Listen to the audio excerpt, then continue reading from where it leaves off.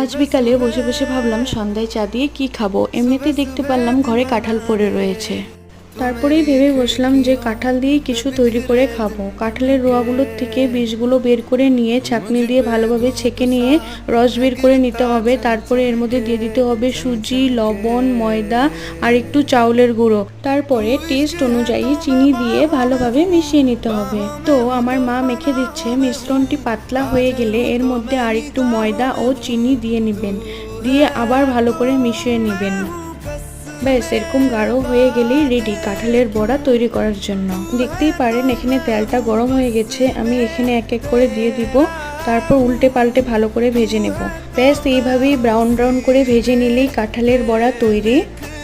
এই কাঁঠালের বড়া সন্ধ্যাবেলা চা দিয়ে হেভি লাগে খেতে। আশা রাখছি আপনারাও বানিয়ে খাবেন। আপনাদের ভালো লেগে থাকলে চ্যানেলটিকে সাবস্ক্রাইব করে পাশে থাকবেন। আজকের জন্য টাটা, চলে আসছি নতুন এক ভিডিও নিয়ে।